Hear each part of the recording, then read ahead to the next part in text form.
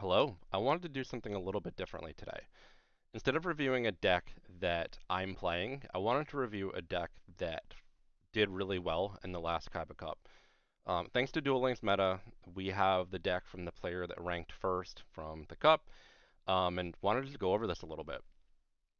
Now, this is a Salamangreat deck that is been around for a while. There were a number of entries from the top 100 of this deck in some shape or form, a little bit of variation, but nothing too big, which isn't surprising given how it plays. You don't need to change a whole lot. There's really nothing sexy about this deck. And I don't mean that as a criticism, it's almost a compliment where it does what it needs to. You don't need to kind of stack a bunch of cards that you think are cool or anything like that. Like it gets to the point and you move on. Um, it is incredibly consistent. Consistency is the name of the game, and it's something that I'm learning to value more. As with the last Kaiba Cup, that was only my second one I've ever played. My positioning increased uh, drastically from the first one, but I still know I can do better. But one thing I didn't value enough is a consistent deck. I changed decks a few times because I'd have some incredible wins, but I have some very annoying losses where you just break your first hand and either you surrender or you just wait to get attacked and 9 out of 10 times you're going to lose that first turn. And if you think about it, if you're playing a deck that is 85% consistent, if you're going to break your first hand 15% of the time, and we can assume those are all losses if you're playing against top level competition, you are then losing 15,000 points in the competition. That is a lot and not something you can afford if you are going to perform really, really well. So think about it that way really puts it in perspective for me.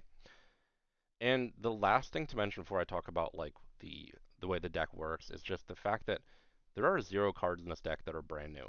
These cards have been around for months now. This is very, very similar to the last KC Cup and the deck that ranked first as well. Um, you don't need to have brand new cards to win and be consistent. Now, a lot of those times, those decks are a lot of fun to play with. They can be very, very good. I'm not saying new cards aren't good or anything like that, but the fact that the deck that won this cup and last cup are almost exactly the same really speaks to just the value of a consistent, powerful deck that if you've learned to play with it and are very skilled with it, how you can perform. So, to dive a little bit into the deck itself, um, the goal really is to get Code Talker out onto the field, your Link monster, activate your Code Talker Alive skill, bring your Firewall Dragon out, and link as many monsters as possible to it. The reason for this is Firewall Dragon has 2,500 attack points, but also for each monster linked to it, you have a quick effect where you can bounce cards from your opponent's back to their hand, which obviously can be activated during their turn. So it's a lot of protection, very, very powerful. Now you have an extra deck filled with monsters with different abilities and different things that can be done. But starting off with like looking at the regular deck monsters itself, consistency is just the theme. Consistency to be able to get out Code Talker to do all of these things.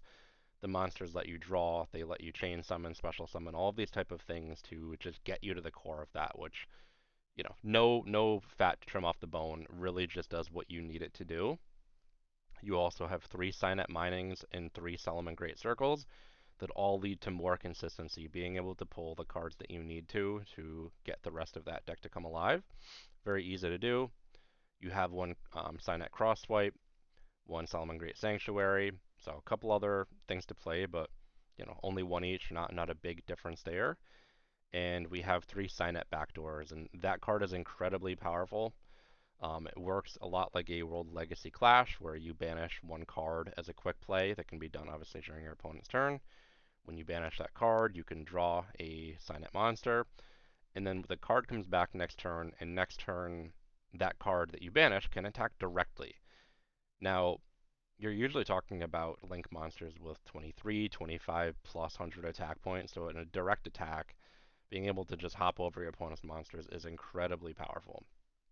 Um, that said, there's a very flexible deck, a lot of different routes you can go into. If Fireball Dragon comes out and then gets bounced off the field or kicked off or destroyed or whatever it may be, like you have plenty of other monsters that you can bring out that can be very powerful.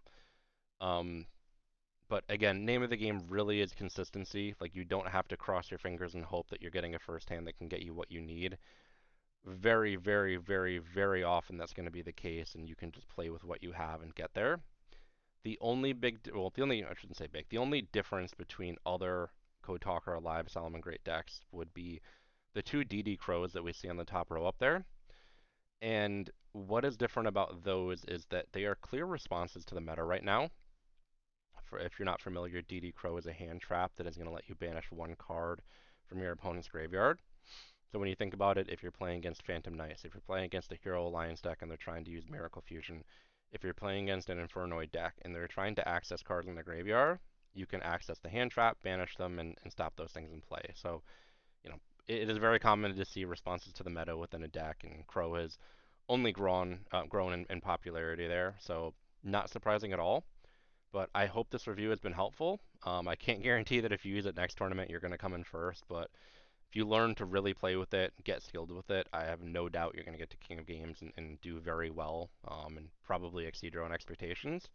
So with that, let me know in the comments. Is this a deck that you've played before, a deck that you're now interested in playing based on this, or anything else around the deck that I can help with? Hope this has been helpful.